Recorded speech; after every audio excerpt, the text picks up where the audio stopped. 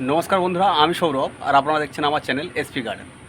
বন্ধুরা, এই গাছটি যে দেখতে পাচ্ছেন আপনারা এখানে, এই যে দেখুন এই গাছটিকে। তো এই জাতটি হলো পিঙ্ক পিংপং। ছাদ বাগানের জন্য একটি বেস্ট ভ্যারাইটি, যেটা আপনারা করবেন অবশ্যই ছাদ বাগানে। তো এটি হচ্ছে পিঙ্ক পিংপং। লঙ্গনের কিন্তু আমরা অনেক জাত দেখতে পাই। এর মধ্যে আছে থাই লঙ্গন, হোয়াইট লঙ্গন যেটারে অ্যারোমা ডুরিয়ান বলা হয়, এবং পিংপং, পিংপংয়ের পিঙ্ক যেটা এখানে দেখতে পাচ্ছেন এই গাছটি। তো পিংপং লঙ্গন, এই লঙ্গনটি কিন্তু ছাদ বাগানের জন্য সবথেকে বেস্ট। এবং ফোর সিজন লঙ্গন, এই গাছটি ছাদ বাগানে ভালো, কিন্তু এই গাছটি অনেকটা বড় হয়ে যায়। মানে ছাদ বাগানের জন্য এমনি ভালো, ঠিকই আছে, কিন্তু অনেকটা বড় হয় এবং গাছের ফল অতটাও বড় হয় না, ছোট ছোট ফল হয় এবং ভিতরে শাঁসের পরিমাণ কিন্তু খুবই কম থাকে। তো বন্ধুরা, ছাদ বাগানে যদি একটি দুটি গাছ করতে চান, সেক্ষেত্রে কিন্তু এই পিংপং, যেটা পিংপংয়ের পিংপং লঙ্গনের মধ্যে একটি ভ্যারাইটি, তো এই ভ্যারাইটিটা কিন্তু অবশ্যই করতে পারেন।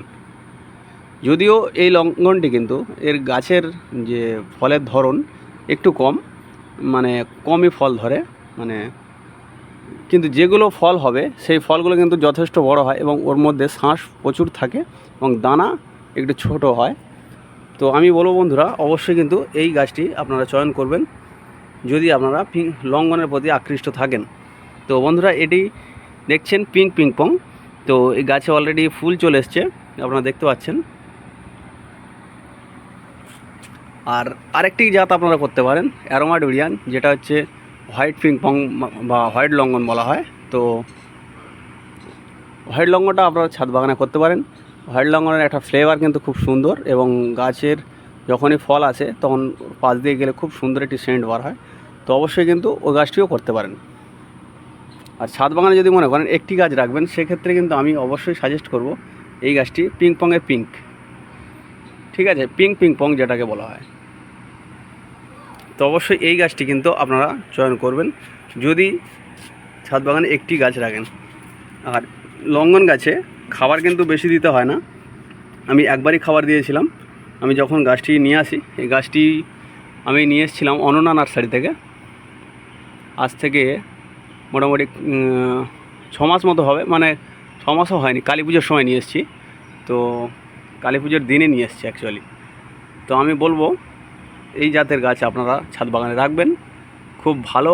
এর কিন্তু আমি অনেক ভিডিও দেখে বা সব রকম গাছ তো আমি করে রেখেছি ছাদ বাগানে।